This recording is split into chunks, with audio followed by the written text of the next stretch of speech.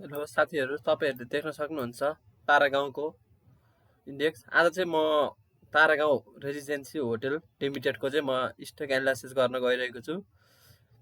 यो स्टक चाहिँ हाम्रो नेप्से चाहिँ करेक्सनमा आउँदाखेरि पनि यो त्यति धेरै चाहिँ घटेन।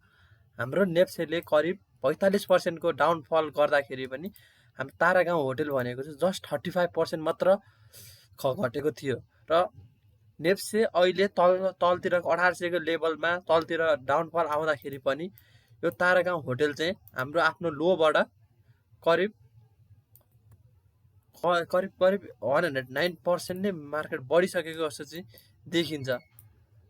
तारागाउँ होटलमा चाहिँ के छ त त्यस्तो, किन यो चाहिँ एकदमै बढिरहेको छ त? हाम्रो नेप्सेमा फल आउँदाखेरि पनि यो किन आइरहेको छैन त भन्दाखेरि यसमा के रहेछ त्यस्तो खास भनेर अब हामी चाहिँ यसलाई चाहिँ टेक्निकल्ली चाहिँ हामी यसको एनालाइसिस गर्न चाहिँ हामी जाँदैछौँ। हामीले तारागाउँ होटलमा हेर्ने हो भने यसले चाहिँ पहिला सुरु चाहिँ 72 मन्थ्स जति चाहिँ 72 मन्थ्स जति चाहिँ यसले आफ्नो के गरेको छ, 72 मन्थ्स लाएर चाहिँ आफ्नो एउटा यसले आफ्नो लङ टाइमको चाहिँ एउटा करेक्सन फेजमा चाहिँ तारागाउँ होटल बसिरहेको थियो र त्यसपछि माथितिरको जर्नी तारागाउँ होटलले करिब 6 वर्षको आफ्नो लामो करेक्सन पछि सुरु गरेको थियो र यसलाई हामीले लङ टर्म प्याटर्नबाट हेर्ने हो भने तारागाउँ होटल चाहिँ कस्तो के देखिन्छ भन्दाखेरि यो 1 माथितिर गएको र्याली 1 र तल यो आएको 6 वर्षको जुन कन्सल्टेसन थियो यो चाहिँ हामीले यसलाई सेकेन्ड वेभको रूपमा हेर्न सक्छौँ भने जुन यो माथितिर गइरहेको छ यसलाई चाहिँ हामीले थर्ड वेभको रूपमा हेर्न सक्छौँ। यो थर्ड वेभ बनाउने क्रममा पनि थर्ड वेभभित्र पनि हाम्रो सानो वेभहरू हुन्छन्, त्यसमा पनि 1 2 3 4 5 गरेर नै बन्ने हुन्छ वेभ। त्यही हिसाबले हामी हेर्ने हो भने यो माथितिर गएको यो 1 यो 2 र अहिले माथि गइरहेको र्याली चाहिँ माथि गइरहेको थर्डको पनि थर्ड र्याली हो भनिसकेपछि यो थर्ड र्याली चाहिँ कतिसम्म जाँदा त मिनिमम भनेर हामीले हेर्दाखेरि हामीले यो माथिसम्म यसलाई हामीले ट्रेन्ड बेस फिबोनाची लागेर हेरौँ, यहाँबाट हामीले 1 सम्म तानौँ र यसलाई सेकेन्ड वेभको रिट्रेसमेन्ट लगायौँ भने यसको टार्गेट चाहिँ हाम्रो 788 देखिन्छ। भनेको 800 सम्मको चाहिँ टार्गेट चाहिँ तारागाउँ होटलमा चाहिँ हामीले मिनिमम टार्गेट पनि 800 चाहिँ देखिन्छ।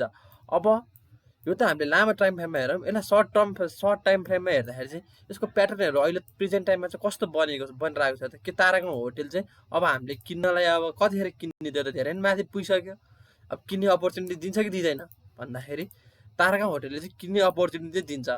जस्ट रिसेन्टली हामीले हेर्ने हो भने रिसेन्टलीको करेक्सन पछि मार्केट जुन तारागाउँ होटल माथितिर जान थालेको छ त्यो माथितिर जाने क्रममा चाहिँ तारागाउँ होटलले चाहिँ 1 2 3 4 5 बनाउँदै माथि आफ्नो यात्रा सुरु गरिरहेको छ।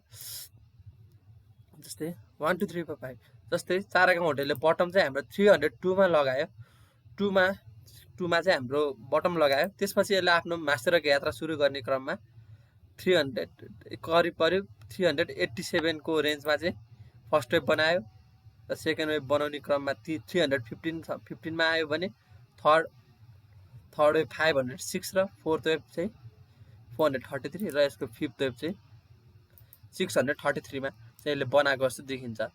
यो तारागाउँ होटलले आफ्नो एउटा माइनर डिग्री फर्स्टको चाहिँ यसले आफ्नो चाहिँ एउटा करेक्सन चाहिँ कम्प्लिट गरिसकेको हो कि भनेर चाहिँ यस्तो प्याटर्नबाट चाहिँ देखिन्छ। हामीले लास्टको यसको फिफ्थ वेभमा हेर्न सक्छौँ। यसको फिफ्थ वेभमा चाहिँ के देखिन्छ भन्दाखेरि फिफ्थ वेभमा चाहिँ यसले डायगनल बनाएको जस्तो देखिन्छ। डायगनल भन्नाले के हो भन्दाखेरि जुन फर्स्ट वेभलाई चाहिँ यो फोर्थ वेभले यदि ओभरल्याप गर्छ भने हामी चाहिँ यसलाई डायगनल भन्छौँ।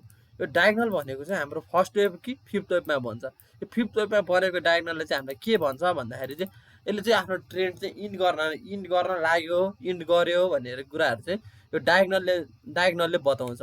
भनिसकेपछि यो तारागाउँ होटलले आफ्नो माथितिरको क्रम करिब 632 मा चाहिँ यसले आफ्नो फिफ्थ वेभ सकाएर अब यसले चाहिँ आफ्नो तलतिरको करेक्सनमा चाहिँ तलतिरको जर्नीमा चाहिँ यो आइरहेको छ।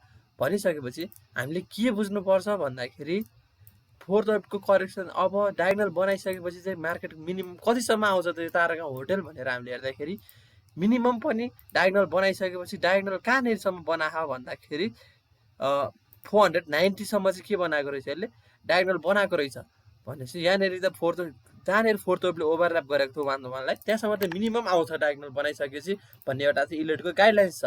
भनिसकेपछि 490सम्म चाहिँ तारागाउँ होटल चाहिँ मिनिमम चाहिँ यो लेभलमा चाहिँ आउँछ कि आउने सम्भावना चाहिँ यसमा देखिन्छ तारागाउँ होटलमा चाहिँ। र मिनिमम त यतिसम्म आउँछ। र अर्को हामीले हेर्ने हो भने माइनर डिग्रीको फर्स्ट चाहिँ यसले यहाँ सकाइसक्यो र अब यो तलतिर आइरहेको करेक्सन भनेको चाहिँ माइनर डिग्रीको सेकेन्ड हो। र यस्तै गरी मिनिमम त 490सम्म आउने यसको सम्भावना हुन्छ भने अब यसले अझ त्योभन्दा तलतिर पनि आउन सक्ने सम्भावनाहरू पनि राख्छ, किनकि सेकेन्ड वेभ भनेको अलिकति ठुलो नै लामो नै करेक्सन गर्ने गर्छ। त्यसले गर्दाखेरि 460सम्म 427सम्म पनि आउन सक्छ। भनिसकेपछि अब हामीले यो तारागाउँ होटल चाहिँ हामीले यत्रो माथि पुगिसक्यो, अब हामीले किन्न छुट्यो भनेर अब हामीले माथितिर टुप्पोतिर गएर किन्नु भन्दा पनि अब चाहिँ यो जब तलतिरको लेभलमा आउँछ यो 490को लेभल, अझ योभन्दा तलतिरको लेभल अझ तलतिर कतिसम्म आउँछ हामी फर्दर अझ तलतिर आइसकेपछि नि म अर्को भिडियो किन्ने बेलातिर म अर्को भिडियो पनि फेरि बनाउने नै छु। यसले आफ्नो यसको करेक्सन कम्प्लिट गर्यो भने हामीले त्यतिखेर चाहिँ हामीले सेकेन्ड वेभमा चाहिँ हामीले के गर्न सक्छौँ भन्दाखेरि तारागाउँ होटललाई किनेर हामीले थर्ड वेभको लागि चाहिँ हामीले के गर्नुपर्छ, थर्ड वेभको लागि चाहिँ हामीले तारागाउँ होटल चाहिँ किन्न सक्छौँ। अब हामीले यस्तो माथितिर टुप्पोमा किन्नुभन्दा पनि एउटा ठुलो राम्रो करेक्सनमा चाहिँ हामीले किन्यौँ भने चाहिँ तारागाउँ होटल चाहिँ एकदम राम्रो हुन सक्छ कि जस्तो चाहिँ मलाई चाहिँ लाग्छ। भनिसकेपछि यसको थर्ड वेभको र्याली त अझ पनि धेरै नै लामो हुनेवाला छ। थर्डमा त यो अझ पनि धेरै नै लामो, त्यसमा पनि अब होइन हामीले देखेको 780देखि 900,000सम्मको यसको टार्गेट पनि देखिन्छ। भनिसकेपछि हामीले सेकेन्ड वेभ हेरौँ कहाँसम्म आउँछ, त्यसपछि चाहिँ हामीले तारागाउँ होटललाई चाहिँ कतिखेर किन्ने र करेक्सन यसले कम्प्लिट गर्यो गरेन आगामीको दिनमा मैले करेक्सन कम्प्लिट गरिसकेपछि फेरि भिडियो बनाउने नै छु। र त्यतिखेर चाहिँ हामीले तारागाउँ होटललाई किनेर थर्ड वेभको लागि चाहिँ हामीले यसलाई किन्न सक्छौँ है त। साथीहरू यो भिडियो चाहिँ मैले जस्ट एजुकेसनल पर्पजको लागि बनाएको हो। यो भिडियो यदि तपाईँहरूलाई मन परेमा लाइक सेयर सब्सक्राइब गरिदिनु होला र यो भिडियोको आधारमा चाहिँ ट्रेडिङ नगर्नु होला। यो भिडियो चाहिँ जस्ट एजुकेसनल पर्पजको लागि मात्र बनाएको हो है त।